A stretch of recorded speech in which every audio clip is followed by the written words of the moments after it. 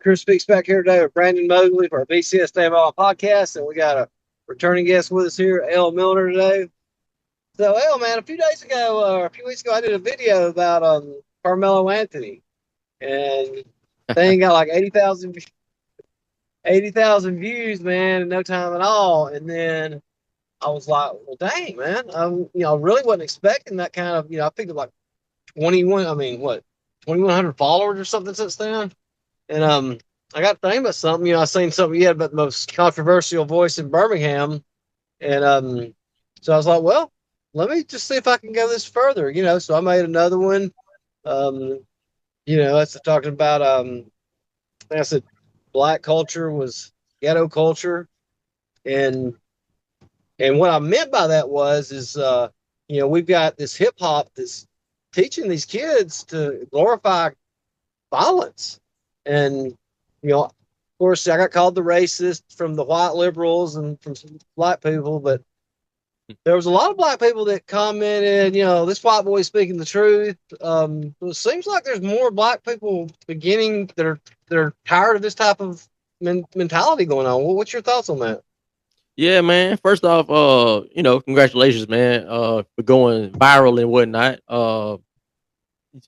Like you're right. People do want to hear, like they want people to be honest, and a lot of people, that identify themselves as black, they know that other black people are not going to keep it real. They don't want to be honest about the crime. Like they all know what's going on in their own communities, in their own cities.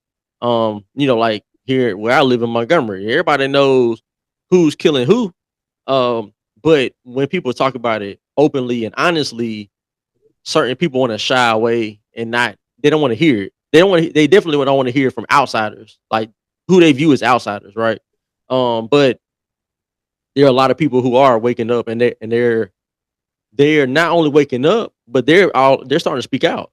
They're starting to be more vocal about how they really feel, how they view things, and a lot of them are agreeing with us because it's just a common sense thing. It's not a thing where people hear well, they look at you, right? They look at you, and to them you're a white guy. You're like a country, hillbilly type guy. They view automatically when you speak about crime as it relates to black people, they're going to put you into a box to try to dismiss what you're saying because, like you said earlier, they're going to say you're racist, you're white supremacist, and all that to negate and to void out everything that you're saying, all the realities that you're speaking. They want to void it, so they'll attach those labels to you. That's really what it is. It's like a scare tactic. You know what I'm saying? And they do the same thing to me, just in a different way. Right. So for me, they'll try to, oh, you're only saying that for the white people to like you, and they don't like you anyway, and all that stuff. This crap really. 'Cause everybody loves me. You know what I'm saying? Everybody. Yeah. Except for the people who don't, right? And I can Yeah. care less about the people who don't love me. I mean, whatever. But there's a lot of people from all backgrounds that love me. So I don't pay attention to none of that stuff, man. And I see, you're not doing it as well. You just have to let that stuff, you know, uh, slide off the shoulders. That's why a duck doesn't get wet, right? Because the feathers just let the water just roll right off. Yeah. That's what we have to do. So, yeah, man. We just got to keep it thorough, as the young people say. Keep it real, keep it thorough. All right, and quit capping.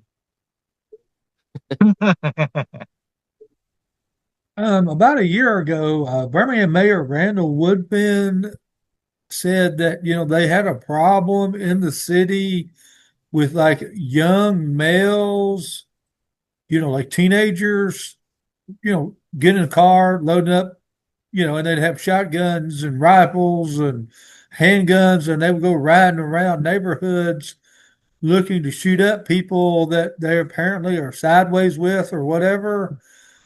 Um, I mean, if your kid is getting in a car with a bunch of cats with guns, don't you think this is maybe time to impose his bedtime curfew or something? Man, Like, okay, well, first off, I want to say this too before I even address that part. I've seen a lot of people talking about Birmingham's crime. You know, although I don't live in Birmingham, but I do follow their politics and I follow their crime and their stats and everything because it kind of mirrors what we have going on right It here in has Montgomery. gone down recently. It has gone down. So now this is what I want to say about that. There's a few things that happened over the last 6 months or so, 6 months to a year or so. And on one hand, they had this acceleration of hiring police officers. All right, that's a positive. All right. Now from what I understand, they lowered their staffing number, like their budget number, right? So whereas before they might have been budgeted for like 1,000 officers or 1,100, they lowered that number to like let's say like 900 or 800 or something. So it's easier to to reach staffing levels. Okay, so they did that, and at the same time, they arrested a certain somebody, right? I forget the guy's first name, but the last name is McDaniels. Probably the most prolific murderer in Alabama history. All right, when it's all said and done, as of now, as it stands, he probably is the most prolific murderer in Alabama history. And the guy killed 18 people in the span of about a year. He injured 30 plus people by himself. So arresting him, that cut the crime down like astronomically. Just one man, one guy. So it's kind of like the decrease is kind of inflated in a sense, right? Because you're arresting one guy that was responsible for so many homicides, so many injured people. So I mean, yeah, I mean, so that played a part in why their violent crime and their homicide rate came down. Because imagine that guy still being on the streets. He did all that in a matter of a year. So Yeah. who knows? Now he might have by now he could have been up to 30 people dead, 40 people dead. You know, because clearly he wasn't stopping, and he was killing everybody, old women, kids. He don't care who it was. A firefighter got murdered he went to the fire station and killed a firefighter at the fire station. He had no regard. He did the 5 Points nightclub massacre, right? Where like dozens of people got shot. I think killed like 6-7 people there at the same time, all at one time. So now, was he like a serial killer, or was he just getting pissed at people and shooting people into them? Hey, I mean, now here's the thing, and this kind of goes to the answer to the question that Brandon was asking me. He was saying, like, at what point do the parents like take a hold, or at what point is there other laws that come into play, right? To keeping young people off the streets. Okay, that guy, he had, okay, the people on the outside, right? Like the black people, they'll look at him. They'll say he can't be a serial killer, right? They'll just say he's just a product of his environment. He's from the streets. He probably was raised without a dad, like most of them are. Mama probably wasn't around. Who knows? She probably wasn't even around. She probably was in prison or something or dead. He probably was raised by his aunt or grandmother or somebody. So they'll make all these excuses. So it'll justify almost why he did what he did, right? Yeah, but not, in his case, he's like a black John Wesley Hardin. You know, I mean, John Wesley just killed people and got paid for it, and that was what he did for like 20 years. Yeah, but to a certain extent, this guy right here, it just seems like his mentality is not even like a hitman type of thing. It's like he just on go. Like he's one of the people like where he almost enjoys just the thrill of like the shooting and the killing, and he was so precise with it. Not only is he shooting up a club, right, just indiscriminately shooting everybody, the man went and picked out his victims and walked up on them, like he did close, almost hand to hand, almost. So for him, it's even a different level of violence So I think if you look at his whole, once it's all said and done, he's a serial killer. I mean, he has all the characteristics that everything I've researched about serial killers. He has it. So he just happens to be from the streets, and they're gonna try to belittle and say, that's not really what it is. He just product in his environment, street life, whatever. Nah, everybody ain't killing 18. They ain't shooting 30, 40 people. Nah. So there was I've received threats. I think I played it for you. I don't think Brandon's heard it yet. And like so, then one guy, I remember, well, not just once, but numerous people was commenting, Austin should have kept his hands to himself. And I was like, look, this is the problem. You think it's okay, or that Carmelo, or glad Carmelo's in prison for 35 years because he stuck a knife in somebody's chest and he didn't let him get away with disrespecting him. You're teaching, you're a violent race, and it's not because of the color of your skin, it's because of how you're raising these kids to think that's okay. Yeah, and that's really what it comes down to. Because in Carmelo's case, he had his mom and his dad, right? He grew up, and I've been to that part of Texas. It's beautiful. It's nice. Okay, very nice. He grew up in an area and in an environment of privilege. Like people always say, white privilege. He had privilege. He went to Frisco, Texas. Texas has some of the best schools, probably in the nation. Definitely in Texas. That's what I heard. Yeah, I mean, great. They don't have any Section 8 housing. They don't have projects. They don't have hobos on the corners. They don't have trash on the ground. It doesn't exist. I've been there. I saw it for myself. It doesn't exist. So he came up in this environment, but yet he still has this thing where, and I talk about this sometimes, where it's like with quote unquote black kids or black males, they have this thing where you grow up and you have like a chip on your shoulder. It's like it's something there. It's something different. It's something within that culture of where even he was infected with this, where nobody can do anything to him to disrespect him as a man or as a person without him getting some get back, right? And that's pretty much what played out.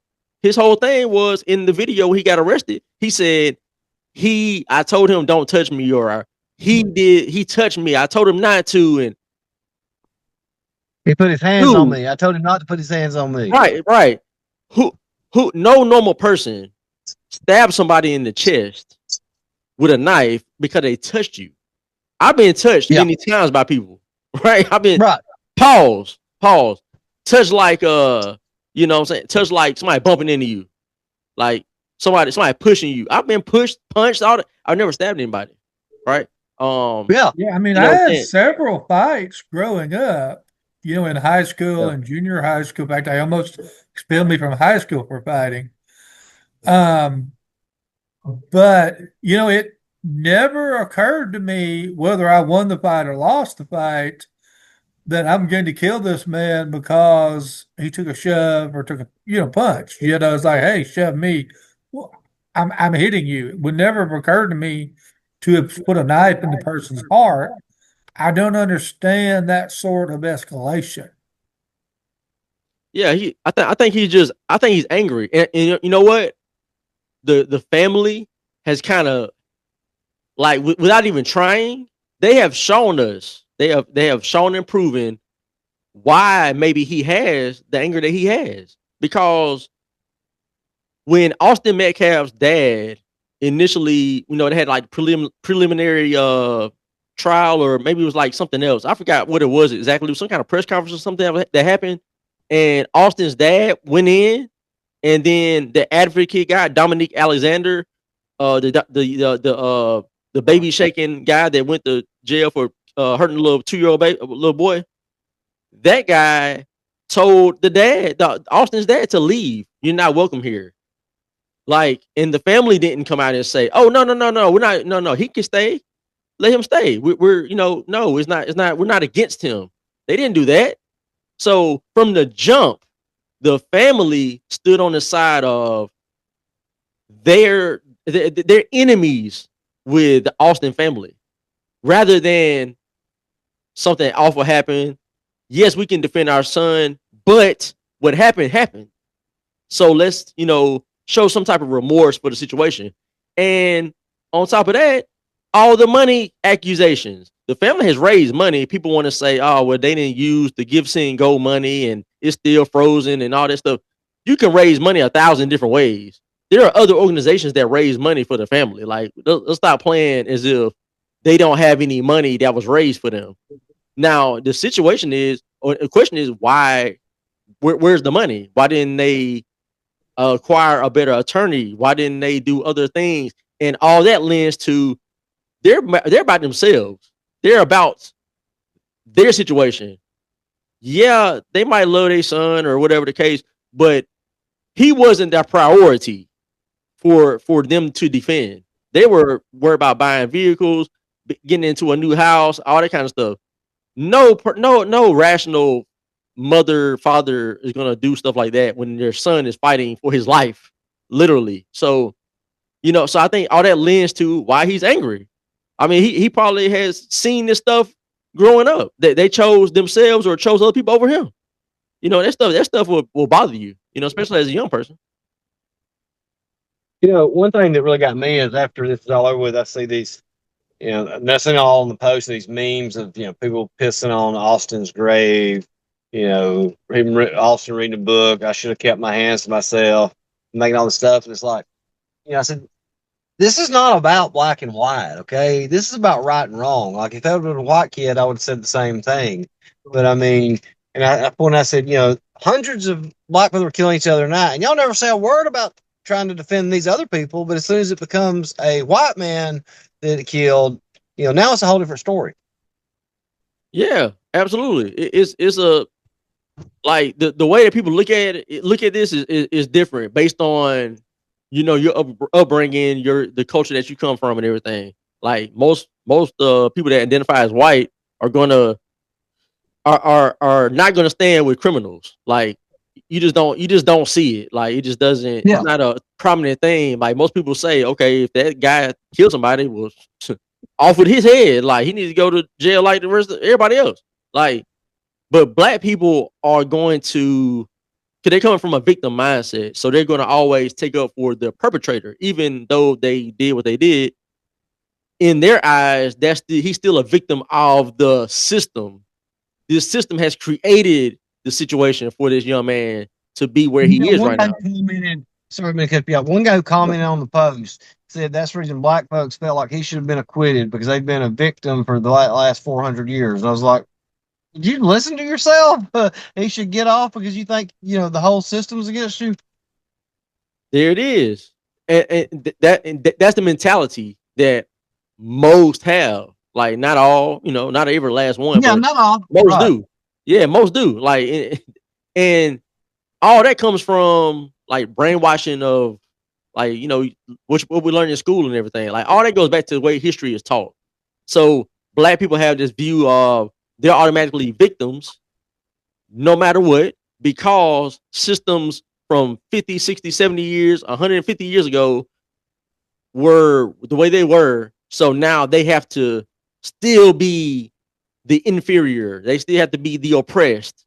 They still have to be the victims of what happened, right? But they skip over a whole history of blacks not even having that mentality. Blacks actually getting married, having kids, raising their families, owning businesses, going to school, owning schools, actually going to Harvard, the Yales of the world. Like we act like that didn't happen. Like there's a whole history of black people succeeding and other cultures in America looking at black people as they are the pinnacle of success. We need to be like them. That's how it used to be back in the like 30s, 40s, 50s. And then, the civil rights happened and the whole Black Panther Party thing, all that stuff came in and it just turned into something else. And it destroyed black mentality, really. But yeah, man. Yeah, everybody wants that. They want to be a victim now. So all that goes back to Carmelo Anthony's a victim. No matter the fact that he killed another young man, really over nothing. Forget that. He's black, so he's a victim. You know what I'm saying? That's really what it is. But to them. But if this whole thing had gone down in, let's say, West Birmingham or West Montgomery, where one black athlete pulls a knife and puts it in the heart of another black athlete, wouldn't we like be on the verge of like retaliatory drive-by shootings? That's what would happen. That's exactly what would happen. First of all, um, the yeah, it might make the news. You know what I'm saying? The fact that let's say it happened at like a school, like the same situation happened in with Carmelo and them. Yeah, Let's where say you that had a happened track in Montgomery meet or and then Birmingham. one Yeah, at a school. athlete goes crazy. Yeah. They had a track meet and they have a and this happens. Okay, yes, it'll be news initially. Once everybody realizes, it's so sad. This is so sad, but it's just reality because we've seen this happen before. Like once people realize, oh, it's black on black. Okay, Yeah, well, it would I have mean, made it's the sad. headlines. Yeah. Yeah, I mean, it's sad. Hey, God bless the young man, whatever. That shouldn't happen. Y'all said the white man did what over there in Memphis? And all of a sudden now it's everybody's changing their whole tune. Their focus has gone to what white man did somewhere else. Nobody cares about black on black crime like that. Only That's what only Mhm. y'all and I do, and other people that view things like us. We all care about like crime, like it shouldn't happen. But Yeah. black people, it's regular. That's regular life. They're not worried until it's a white person that does it. And I've seen that too on comments about, don't worry about this right here. And I'm like, you know, you are the one that should be worrying about it more than what I'm worrying about it. And this seems like it doesn't matter to you. It's just part of everyday life. And it's almost like you don't care about what's going on. Yeah, that's what I mean, I don't know if it's really, and I mean, I say they don't care, but it's really like, it's like a level of comfort. Like, you get numb to certain things, right? Yeah. And so I think to a certain extent, they get so comfortable hearing about crime and like people selling drugs and women getting attacked and stuff like that at clubs and at bars and whatever the case. Like that stuff is so regular that it's just another part of life. It's just another day. It's like they woke up this morning, lit up a Black and Mild and smoked it or whatever, and had drank a whatever 211 Steel Reserve beer.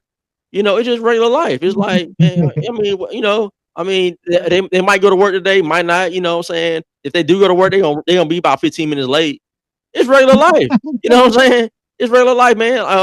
They got clock out at 1 p.m. It's 12:30. They're like, I'm gone.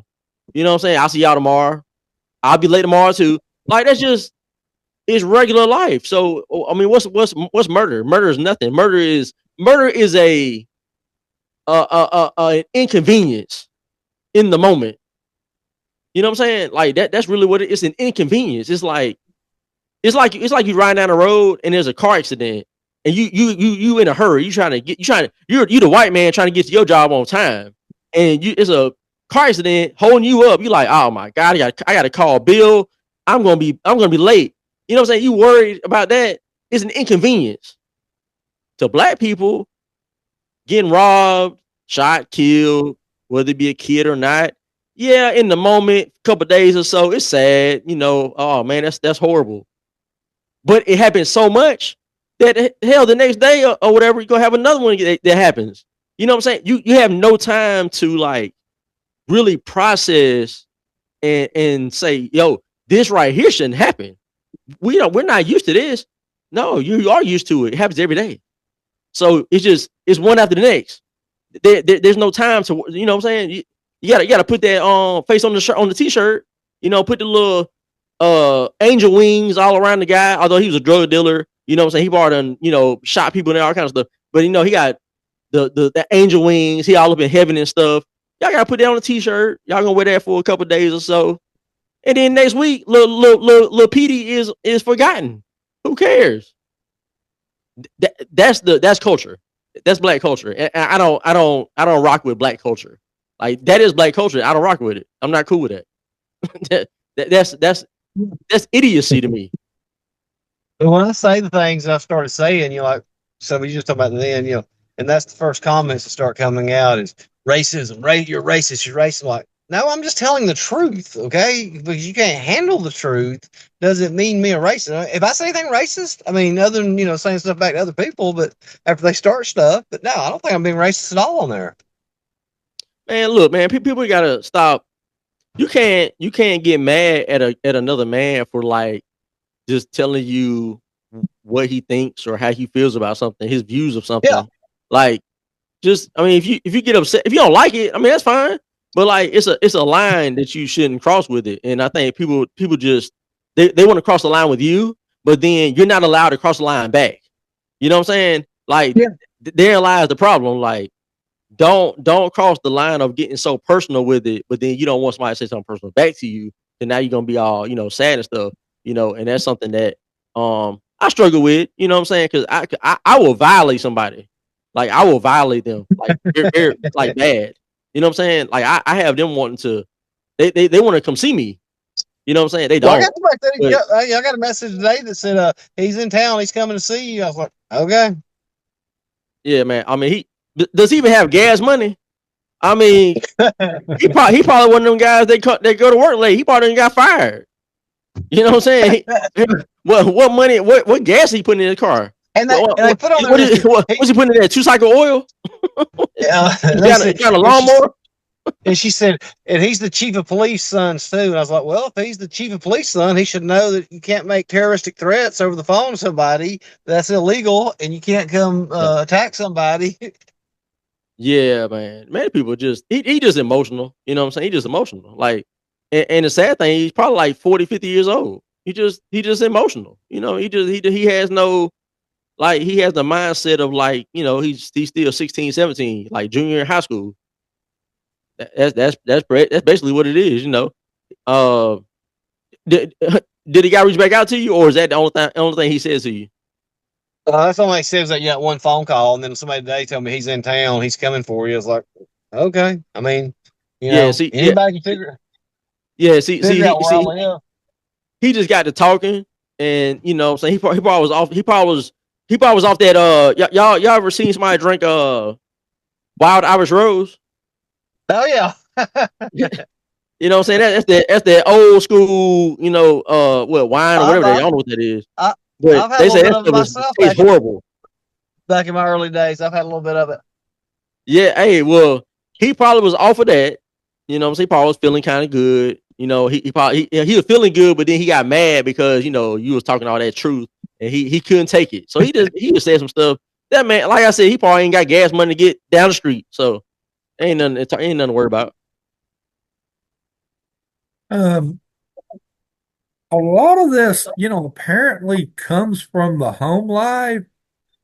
It's kind of basic. We've done all kinds of research on this, and if you'll finish your high school and you don't have children until you have a job and are married, and you go to work 5 days a week and handle your business, you will rise out of poverty for the most part in America. But we have a lot of folks that, the child is born out of wedlock, the husband, the couple don't stay together, and, little Junior is running around the streets, causing trouble. It has no job skills or work ethic, and it's just sort of in this life is a purgatory for them. They just never really get going in life. They may sire a couple kids, they may do some time in prison, but there's just a lot of 50-year-old, especially dudes, that have nothing to show for having been here for 50 years. Am I missing this? No, that's spot on. That's how it goes, man. Like, I heard a guy that does YouTube. He's a conservative, and he has described this type of scenario of what you're talking about.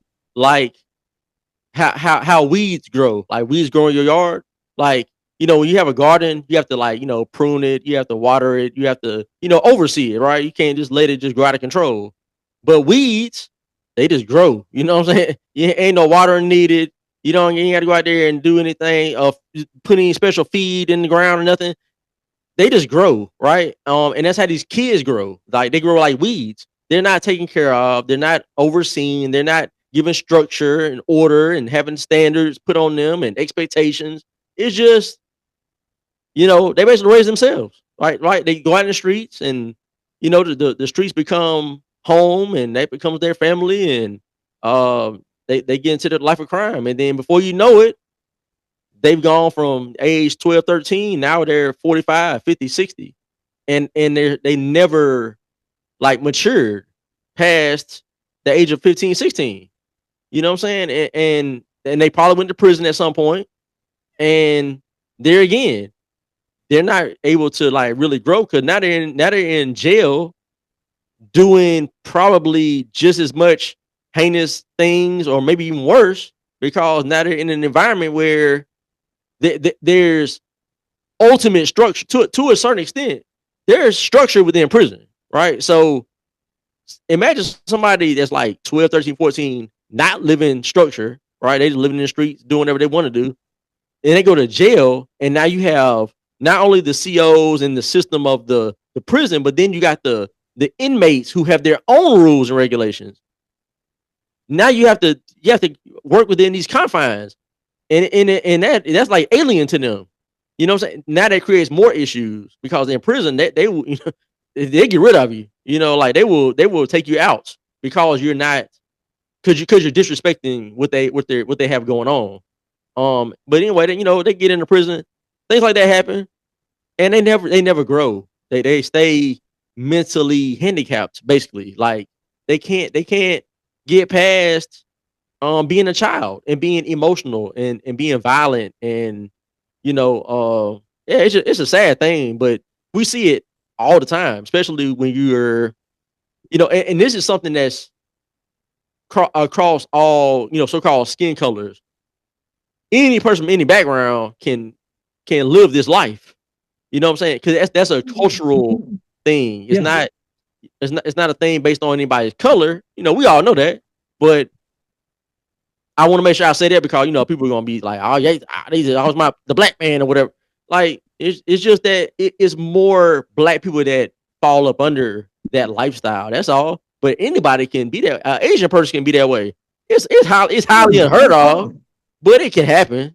I mean, I mean, yeah, that's what I believe. What you're exactly right. I mean, because there's, all people live in that kind of lifestyle. It's just more, for some reason, more with black folks. And I think a lot of that's to do because, like you alluded to the fact earlier, their father's not there, or their mother's gone, and they're being raised by a grandmother or aunt, or, and they just don't have the proper nuclear family. yeah, man. Hey, they need to stop all that having sex with all these different people, man. Like, just making babies just to make babies, and, like, The Democratic stop doing Party things so, created that, man. haphazardly. Say what now? So the Democratic Party created that back in the 60s. I mean, they were the ones that, with the Great Society program, that destroyed the nuclear black family.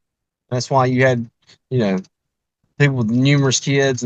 And when you talking about, when you said about the 30s and 40s and stuff, when you go back and you look at crime statistics then, there was nothing like there was today in the black community. Yeah, that's right. You can always look at, like, cities, like urban communities have higher rates of crime, and it makes sense because you're putting a lot of people into a smaller area. Anytime you do Right. that, you're going to create an environment where it's more likely that you're going to have, conflicts. So, but when it comes to back then, back in, like, the 20s, 30s, 40s, 50s, black people, even in the cities, they still had a different, like, mindset of, like, how to go about their life, and they didn't resort to violence. So, like, when you say that, you look at the stats show, like, they weren't as violent, but over time, because of the dads being taken out of the household, or I guess I can't say taken, but they were incentivized. The women were incentivized to get the man up out of there, right? So that they got the welfare and whatever, the government assistance. Because that happened over time, the crime gets worse and worse and worse because the man is not there, right? You start out with 20% of dads not being there, and then Great Society and all that happens. Boom, and that goes, that 20% goes to 30%, 40%, 50%. Now it's like 70% plus. That's why you're gonna have more crime. We see that happening. Like, you know what I'm saying? Like, what, in the last 5-6 years, we've had like higher crime rates versus 20 years ago because more dads are not involved. You got more dads going to prison. You got more dads that's died. It's just, I mean, it just keeps going and going and going. And it has to be something has to happen to stop that cycle. And most people don't even know where to start of like how to stop it. Like they don't even know what that looks like, unfortunately. But over time, if you look at how it affects, what people are able to accumulate in their lives, the mean household wealth, that's the husband, the wife, the kids, what that household is worth. For white people, it's like $1.3 million. That's the value of the house, the cars, the 401k, and any businesses they own. With Hispanics, it's like 227,000. With the Asians, it's 1.8 million. Asians are actually, per family, the wealthiest folks we have. If you notice, they own the motels and the stores, and that sort of thing. But blacks are down there at like 211,000. I mean, there's Wow, they're below extremely Hispanics. wealthy blacks, but there's so many that don't have anything more than the car they're driving that it pulls down the mean tremendously. Um, it's part of that the result of children being born out of wedlock, they're being raised by single moms, guys spending time in prison, not regularly holding a 40-hour a week job, and it just starts to build on itself. Am I missing this somehow? No, that is why it is. Like the the basis of how to live life, how to be productive, how to acquire materials and everything, like whether it be a house, a car, clothes, or whatever the case. Like, you have to work, right? And a lot of these young people, especially, I can stay, let's say, like my generation of like growing up in the '90s and into the 2000s. Like, it was like, you're not taught in school about certain life skills, right? Like, we had home ec, but then when my generation, when we got to middle school, they had gotten rid of home ec. Literally, like the year before we got there, home ec went I had away. to take it. You know what I'm saying? Yeah. So so they took that away. And you got, there's no financial classes, so, stuff like that. Like, that stuff is not in the curriculums of like public schools. Um, and on top of that, at the house, they're not learning this stuff, right? Because daddy ain't there, mama's, either working all the time, she ain't there, or she's strung out, or she's in prison, or whatever the case. So they're not learning life skills anywhere. So what happens is you don't have anything. You know what I'm saying? You have nothing to show for living.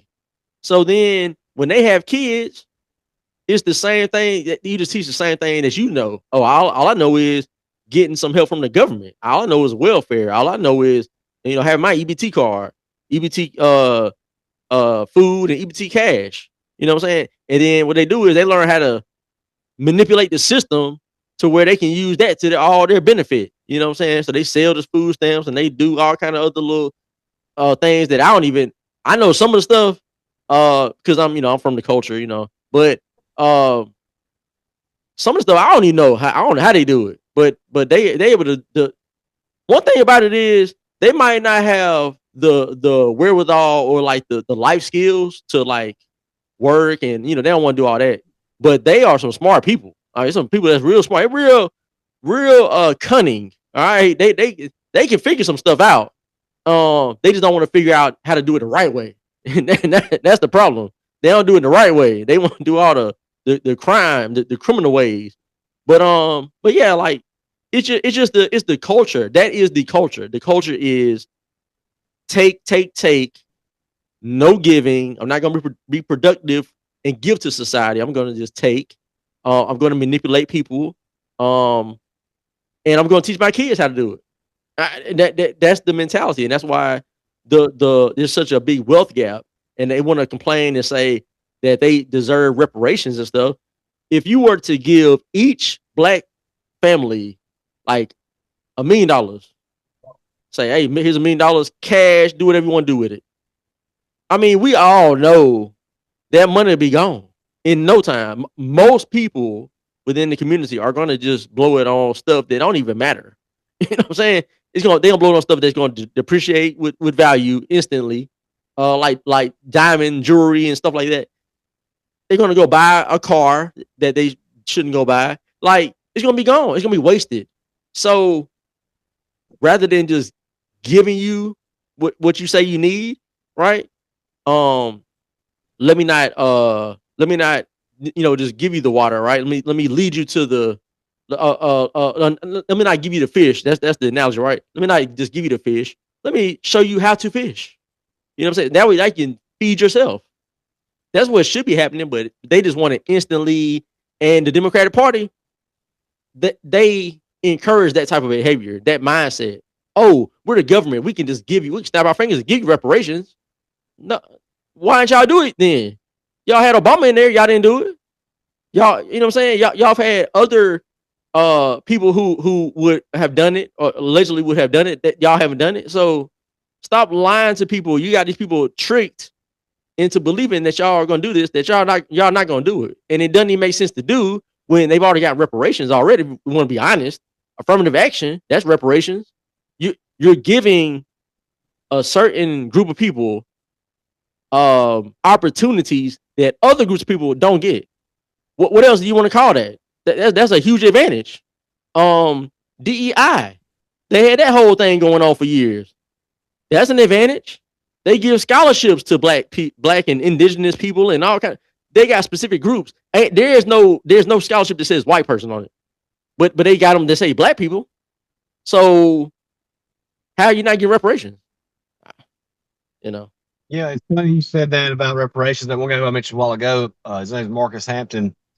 He came up with, or first let me take this, when you said that about the money be gone, I remember there was a black guy commenting one time. He said that'd be the best thing for the economy. He said 'cause they'd spend it all we'd spend it all the next day, and he said that'd stimulate the economy. But anyway, that guy Hampton, he came up with some figure that blacks were owed $20 to $40 trillion in reparations.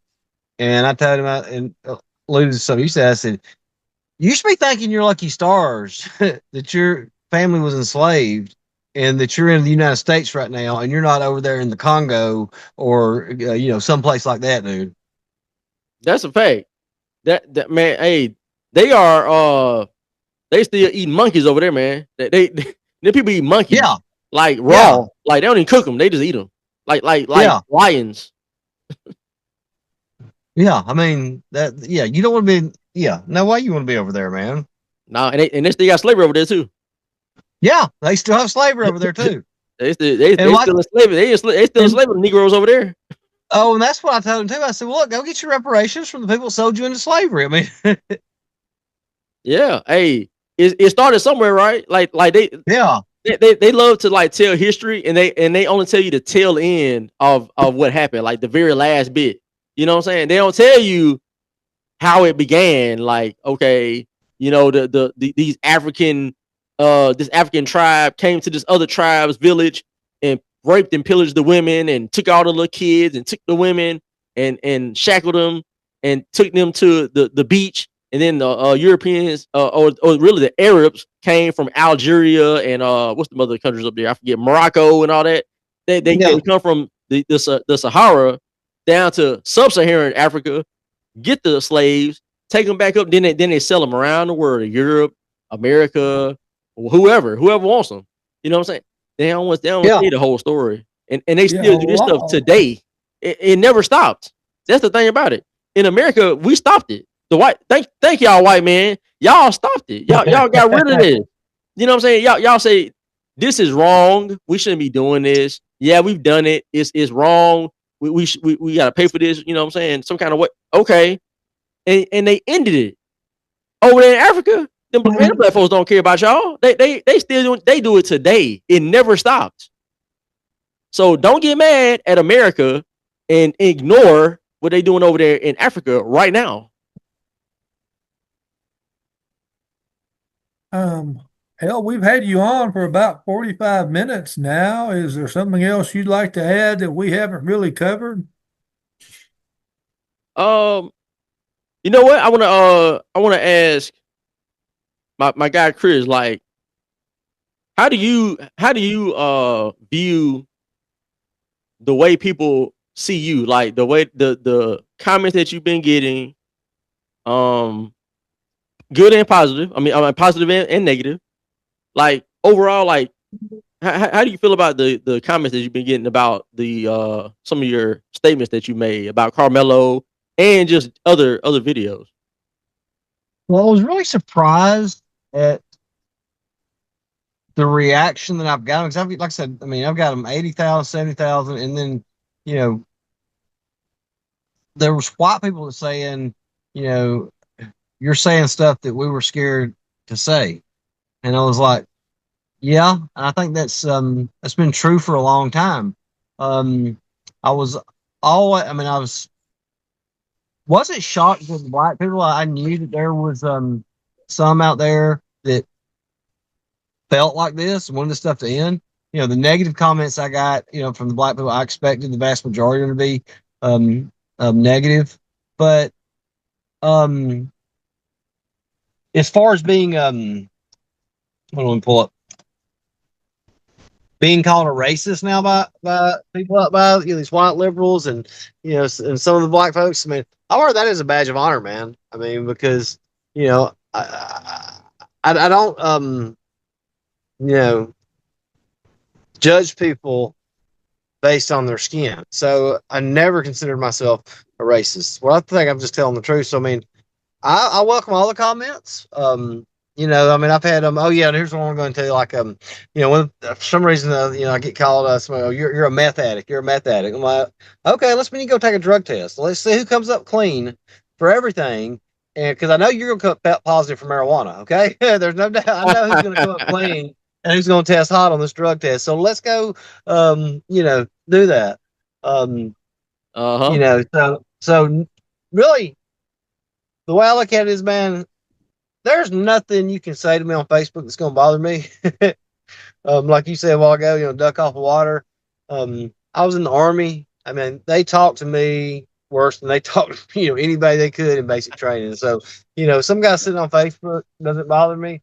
As far as the threats I get, you know, it's not the ones it's going to call you.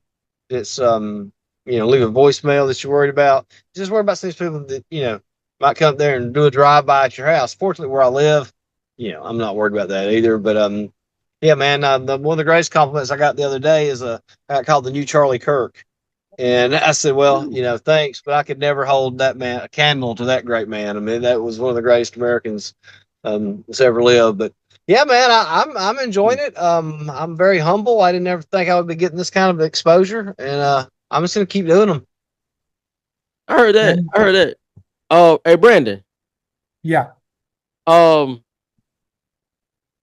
you ever like okay? When you cover stories or you write articles about certain things or like anything crime related, do you ever like kind of second guess how you approach the topic because of the people that's involved, as far as maybe skin color or class or whatever of the people?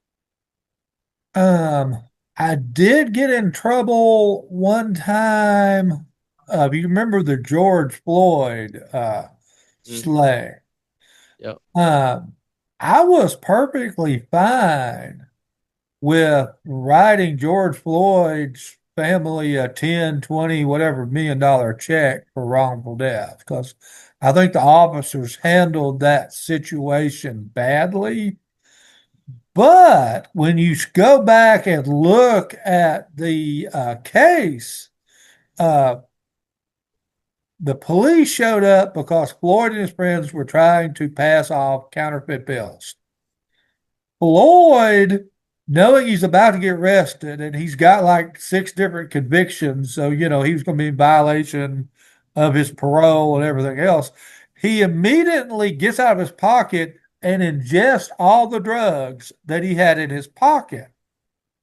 So then when they pulled the toxicology showed, he had fentanyl and some other things in his system at some really high levels. And I made the argument that I don't approve of what the officer did, but under those circumstances, I don't believe I can find him guilty of murder beyond a reasonable doubt because I think there's a very reasonable doubt that George Floyd would have been alive today had Well, he I mean, not hold on, tested his fentanyl and hold his other drugs. And I published that, and I actually had people come after me and start a petition to have me fired. And they contacted my employer, and I'm a political reporter at the time. I had to pull those on. posts and apologize. Much crap. But I mean, Wait a second. Hold that's on, bro. still Were they my coming view. I after? mean, you have fentanyl in the system. Fentanyl, I Wait a mean, second. Were they coming after you because you said that you thought Floyd died of an overdose, or because they you said thought that? because I did not believe you could convict with the jury, this was during the trial. Oh, I okay. didn't believe you could convict him No. beyond a reasonable doubt when you take into account the toxicology. I mean, if you find Brandon dead and you test him and there's a bunch of fentanyl in the system, do you think Brandon got beat up or did he die of a drug overdose? Well, one thing to Right. point out about that, that tape was 9.5 minutes. Okay. If Hmm. you're choking somebody to death, it doesn't take 9.5 minutes, and you can't sit there saying, "I can't breathe, I can't breathe." Well, the reason he went down was all of a sudden he went limp and fell. The officer, being a dummy, thought that was him resisting rest. I think it was that fentanyl hit his system Yeah. and he just was like, I can't move, I'm down. Well, not And the only had that, he had officer thought since he had amphetamines. such a violent history, the officer overreacted and put him in that badly, done deal with the knee to the neck, which should have been the small of the back. But yeah, but Yeah. because I said a non accepted opinion at the time, I mean, I Hmm. was branded a racist and I'm getting all kinds of stuff, to my employer, Hmm. and it was just really weird there. Yeah. That see, that just comes. That's that intimidation thing. That's the scare tactic thing because they only want you to say it one way, right? They only want you to see it one way and say it one way. So And I'm anytime you perfectly deviate fine with from what they want, they're going to attack you and try to shut you down because they don't want any pushback, any challenge any to. pushback. I was perfectly Yeah. fine with the Minneapolis Police Department writing the Floyd family an 8-digit check because they did butcher the arrest and if the paramedics had arrived sooner, maybe he's still alive, but they were slow. Um, Mhm. But I still think finding the officer guilty beyond a reasonable doubt. I mean, I'm fine with preponderance of the evidence in a civil trial, but beyond a reasonable doubt, I think there's a very real possibility it's Spindle who killed him.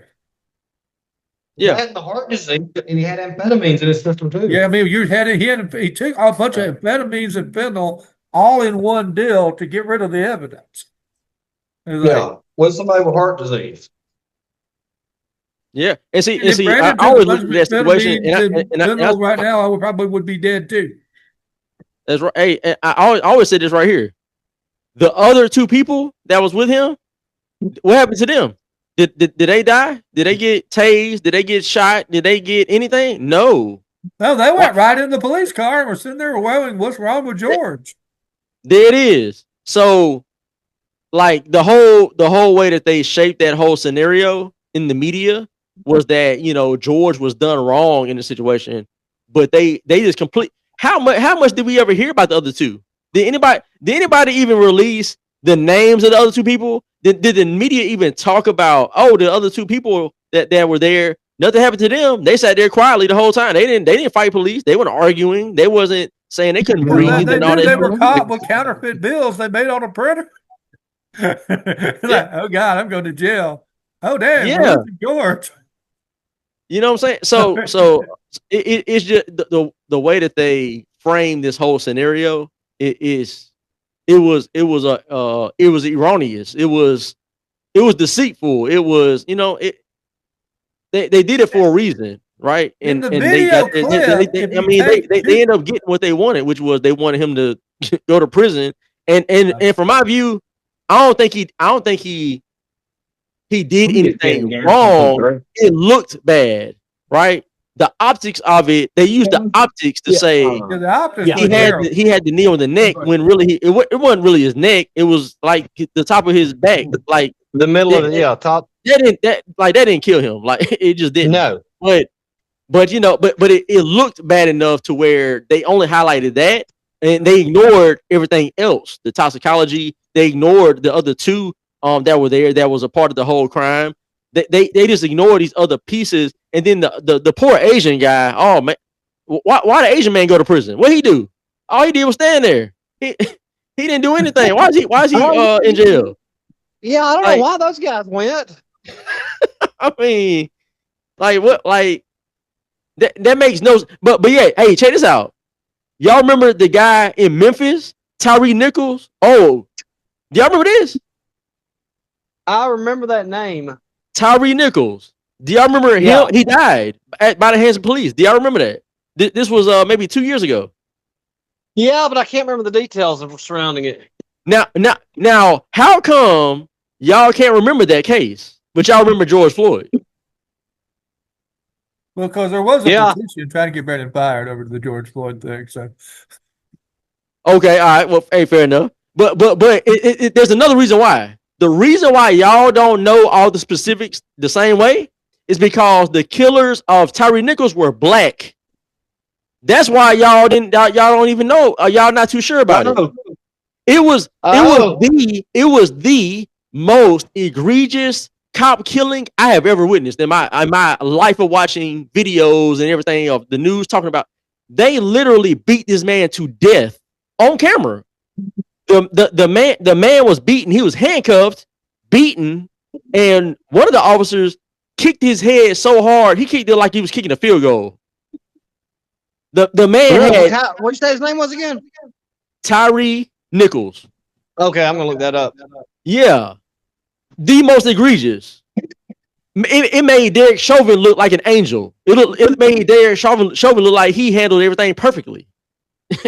Compared, but yet nobody really knows about it, or they don't remember it very well because it wasn't in the news as much. And guess what? Derek Chauvin went to jail for life, didn't he? Them guys that killed Tyree Nichols, them black guys, they got off.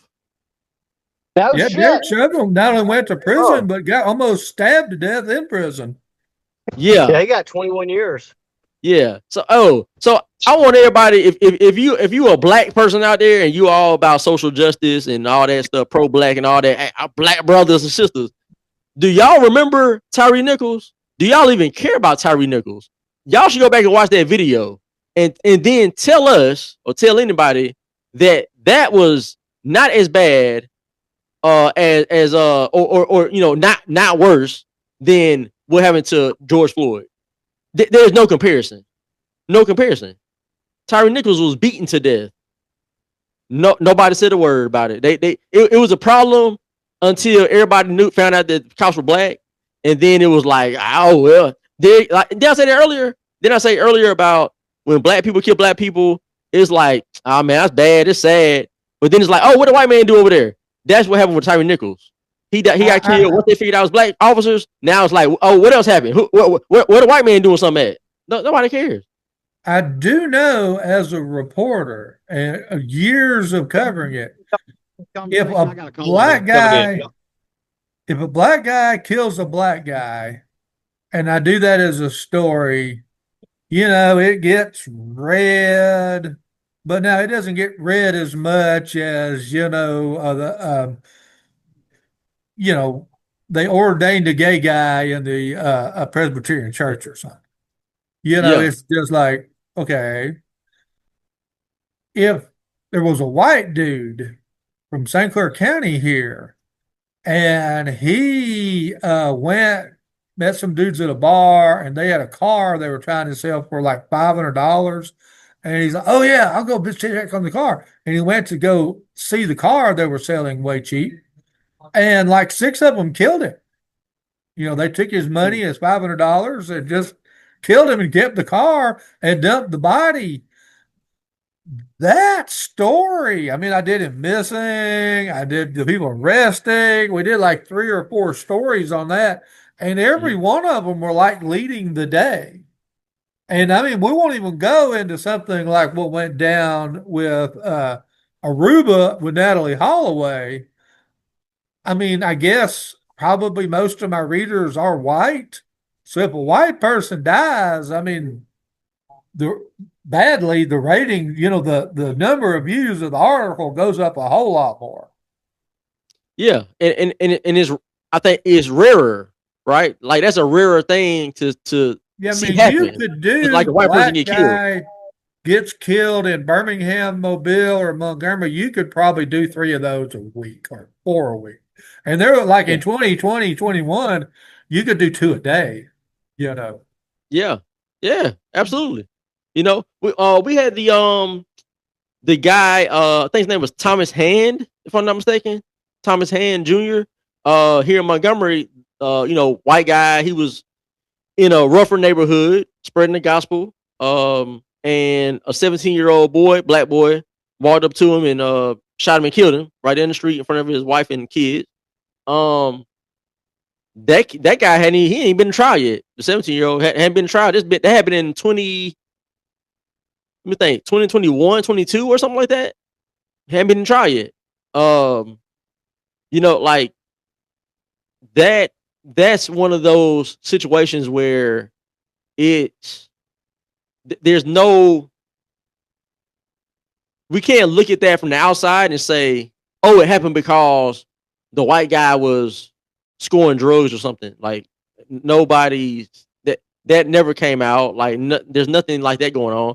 Oh, he was trying to break into people's house. No, that wasn't happening either because they were just spreading the gospel out there in the neighborhood. Like there's no other thing outside existential reason why that would have happened other than you got a 17-year-old that's troubled, that's growing up in an environment he's growing up in, don't have his dad around, obviously. Mama probably ain't around. If she is around, she ain't no good. And he's so angry he took it out on this guy, right? And killed him. Like that made international news, but it didn't stay like in the news like that because Montgomery is so to the left.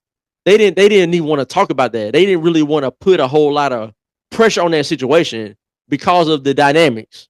Now, if it had been the other way around and a white guy killed a black guy who was in the neighborhood spreading the gospel. If some white guy wandered into a black neighborhood and killed a 17-year-old, yeah, now that really rises to the level mean, well, almost no matter what the circumstances, that Exactly. applies to that's almost a national story that could go national. Exactly. Yeah, precisely. It's the black kid could have broken into the white guy's house, and they still they would argue. Oh, he did he have to kill him though? Did he have to? I mean, was the 17-year-old armed? I mean, was he threatening the guy? Like, dude, he broke into the guy's house. He don't belong there. He broke in. He broke in, and like they would try to justify, or they would try to question the justification of shooting him, although he broke into the guy's house because it's the white guy shooting the black kid. Like that's how it works because that's how the media, mainstream media, that's how they want to shape everything. Well, now, I don't know necessarily that it's biased. It's that certain crimes will draw a rating number and it will increase our number of clicks. Like Natalie Holloway and Aruba. I mean, there were like just nonstop, cable 24-hour stations just doing Natalie Holloway stories.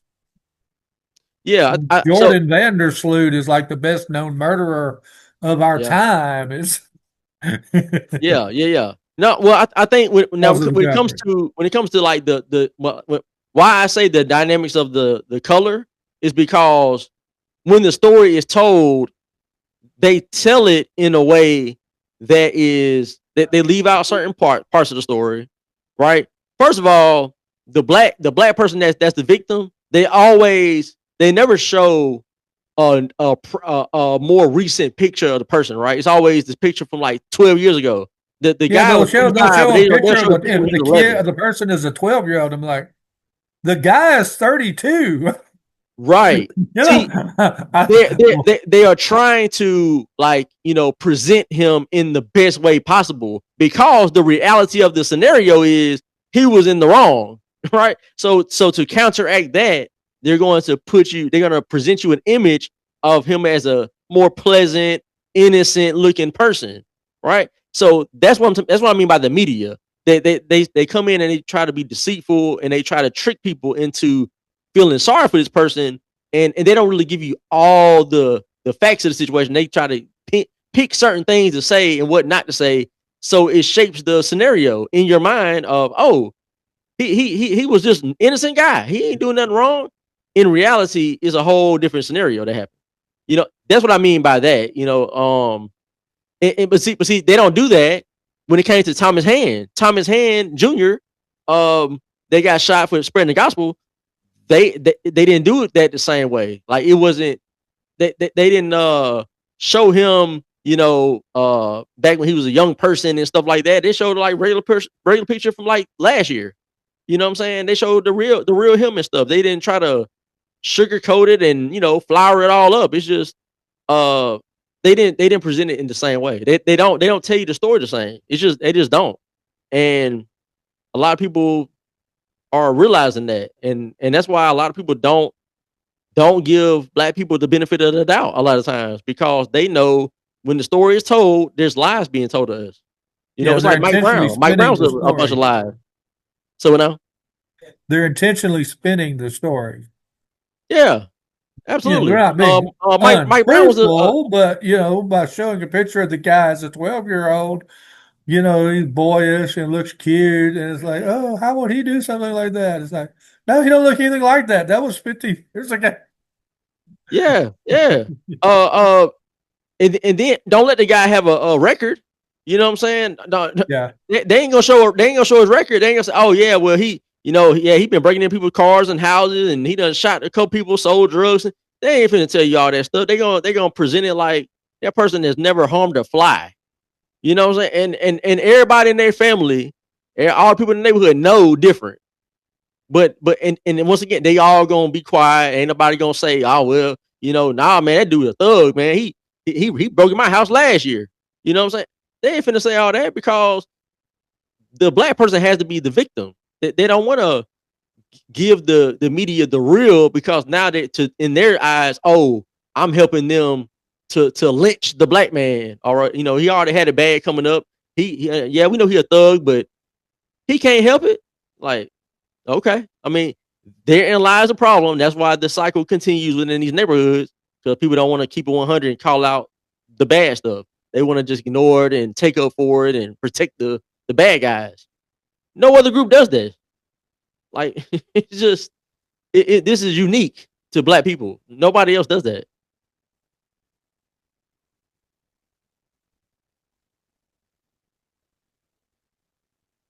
Christopher, are you still here? Well, El, it was great having you on. We talked for over an hour. I think we covered a lot of ground. I don't know if we actually cured anything, but Nah, man. I appreciate y'all having me on it as usual. You know what I'm saying? I love what y'all do. Y'all keep it up. Stories out. Your articles, y'all videos, and everything. Interviews. Y'all do great interviews. All these politicians and uh getting both sides right. Y'all do Democrats, Republicans, Independent, everybody. So it's great to see. And I learned a lot from watching y'all's interviews, because a lot of people I don't even know. Until I see y'all do the interview. yeah, I mean, there's some people running for Congress this time. I don't know.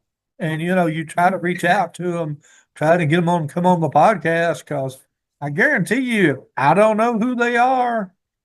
The voter has no earthly idea. Just Yeah, say, absolutely, absolutely. but thanks for being on. Appreciate y'all.